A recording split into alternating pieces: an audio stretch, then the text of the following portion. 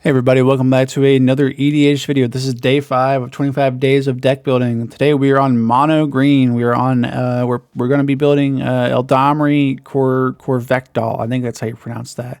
He's a 1 generic 2 green legendary creature elf warrior. You may look at the top card of your library anytime. You may cast creature spells from the top of your library, and then you can pay 1 green. Tap him, tap 2 untapped creatures you control, reveal a card from your hand or the top of your library. If you reveal a creature card this way, put it onto the battlefield. Activate only during your turn. I don't know why it doesn't say sorcery speed. Maybe maybe you can do it at instant speed during combat or something. I'm not really sure. But there's a couple cards in here that care about being tapped, like Kona. I think, is it Kona? The one that taps and you can put a permanent in play after combat. That's in here. That's a pretty cool card with this, actually, because it kind of does, like, you get to put 2 things into play. Anyways, I also built it kind of like an elf ball tribal deck. We want to play a lot of elves. There's like 28 elves in here. I know it's not a whole lot. You need about 35 to make it good, but I think 28's good with also the big stuff. So we're starting off with 47 creatures, 5 instants, 7 sorceries, 5 enchantments, 29 or 32 lands, depending if you count the MDFCs. MDFCs? I think that's the name. MDFCs. Yes, modal double face cards. Yep, yeah, that definitely makes sense. Finale of Devastation, coming in at $25. Not very cheap, but it's in here. Next Boom Ancient, coming in at $34. Also not very cheap, but I like the big stuff. I like the big creatures, putting them into freeze. And freeze, pretty good. Old Gnawbone, $26. I just love this card. I can't explain myself. I have it in here because I like it. The Great Hinge, coming in at $36. Again, I can't explain why I like it, but I like it. I love mono greens. And then Beseju, $26. It's really hard to be interacted with. That's why it's in here. But also it's removal. So coming in at $518. Don't judge me for putting expensive cards in here. I'm sorry. I couldn't help myself. I love my Selvala deck, and I love this deck now. Ramp. This is mono green. So a Boral Grazer, 1 green, enters. You put a land into play from your hand, tapped. It's a 0/3 reach, not an elf. It's a beast. Arbor Elf, 1 green, untapped target forest. It's an elf. It matters. Elves matter in this deck. It's a 1/1. It'll get bigger.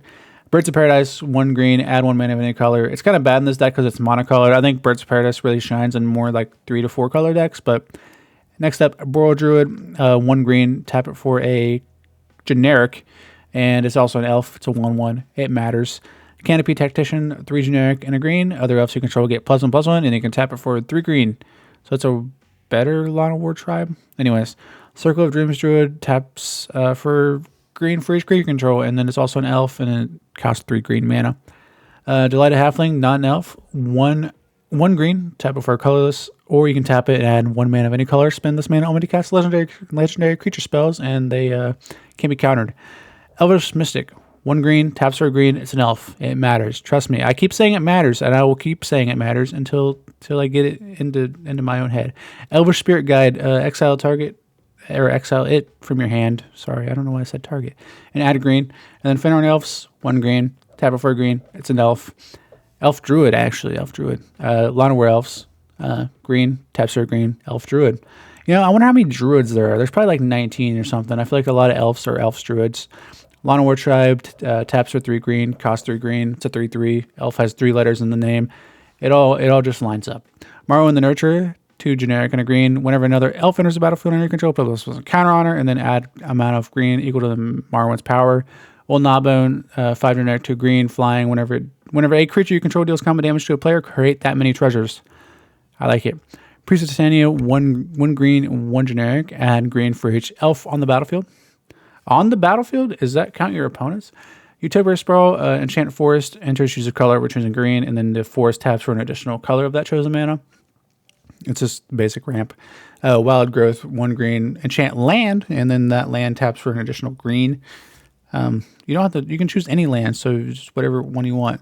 Soul Ring, we know what this card does. I don't think I need to go over this. I just put it on here to let you guys know it's on here. Arcane Signet, 2 generic, taps for any 1 color of Commander's Identity. I don't think I need to say that was on here either, but I put it in here. Elves Archdruid, 1 generic, 2 green, add 1 green for each elf you control, and then other elf creatures you control get +1/+1. Elvish Harbinger, search your library for an elf whenever it enters and put it on top of your library, and then it taps for a green, or not. Well, I guess it will tap for a green, but it's 2 colorless and a green. Draw. There's actually a good amount of draw in green, but we're not casting creatures. But we have Beast Whisper. Whenever you cast a creature spell, draw a card. It's 2 green, 2 generic, 2/3 Elf Druid. There's a lot of. I'm telling you, there's a lot of Elf Druids.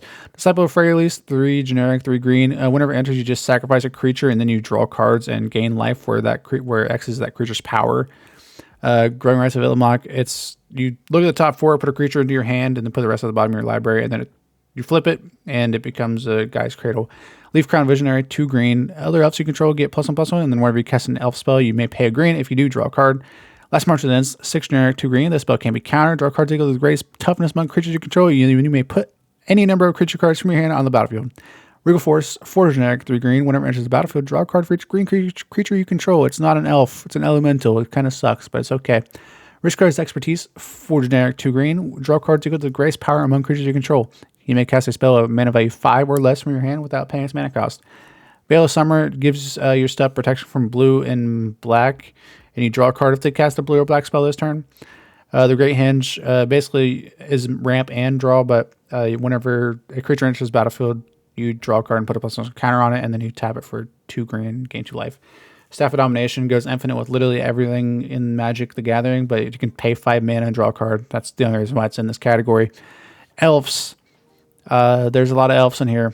This was one that cares about elves. Wirewood Lodge taps for a generic, and you can pay a green and untap target elves by tapping the Wirewood Lodge. Yeva Nature's Herald, 2 generic, 2 green. You may cast creature spells as though they had flash.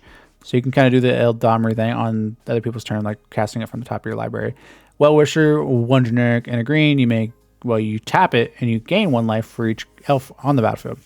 Reclamation Sage, when this creature enters the battlefield, you destroy her artifact or enchantment. It's an elf. It's cost 3 mana here. Oracle of Moldiah, you may play additional land on each of your turns and play with the top card of your library revealed, and you may play lands from the top card of your library. Galdrim Brigade, 2 generic and a green, has squad. I don't know what the heck that does. Other elves you control get +1/+1, but I think the squad you can pay it a bunch and just get a bunch of the copies. Azuri Renegade Leader, 1 generic, 2 green. Regenerate target elf with 1 green, and then pay 5 mana, and elf creatures you control get +3/+3 and trample. Elvish Champion, 2 green, 1 generic. Other elf creatures you control get +1/+1 and have Forest Walk. Dwyn Gilt Leaf DN, 2 generic, 2 green. Reach. Other elf creatures you control get +1/+1. Whenever she attacks, you gain 1 life for each elf you control. Elsaur's Shepherd, 1 green. The spell can be countered. Green spells you control can be countered. And then you can pay 6, and each elf becomes a 5/5 dinosaur.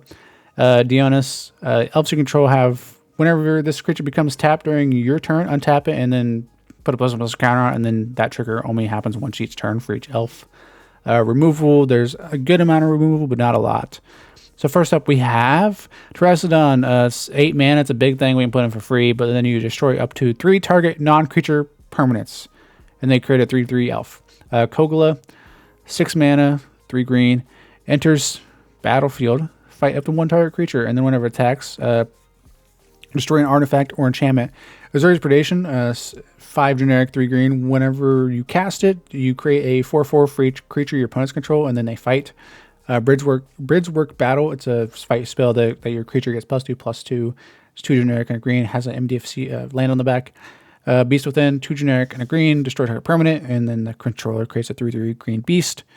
All right, so we have untap. This is kind of like ways to untap our Eladamri and do it a bunch of times. There's not a whole lot, but I did put a couple in here to kind of like do it a bunch. Wirewood Symbiote, 1 green, not an elf. Return an elf you control to its owner's hand, untap target creature. Activate this only once each turn. We have Staff of Domination. This is also, you guys also saw this card before. 3 generic, you can tap 3 and tap it and untap target creature. Seeker of Skybreak, 1 generic and a green. It's an elf. You can tap it and untap target creature. Our commander. So next up we got Sereth, the Viper Fang. It's not an elf, but you have 2 generic and 2 green. You can pay 1, untap another target creature you control, and then the other stuff kind of doesn't really matter.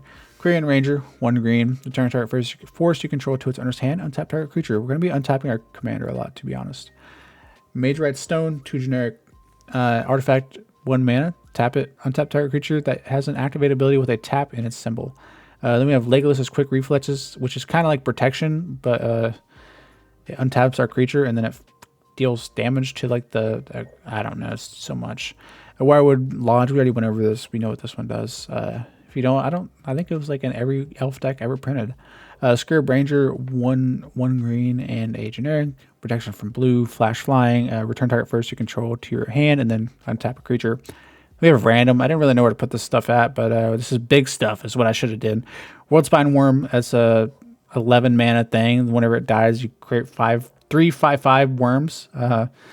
It's also a 15 Zapandrel. Hunger Dominus, 7 mana. At the beginning of each combat, deal the power of each creature you control. Power and toughness, and then Unnatural Growth does the exact same thing, but I think for less mana. We can put the Zapandrel into play for free with the dude's ability. Next Ancient, your stuff's taps for additional mana, 3 times the amount actually. Kona Rescue Beastie, 3 generic and a green.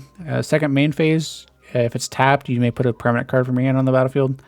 Cut out the East Tree, 4 generic, 2 green. Whenever another permanent enters battlefield under your control, if it wasn't put on the battlefield with this ability, you may put a permanent card with equal or lesser converted mana cost onto the battlefield. Heroic Intervention, 1 green and 1 generic. Permanent control, gain hexproof and indestructible within a turn. Yep, that's what I said.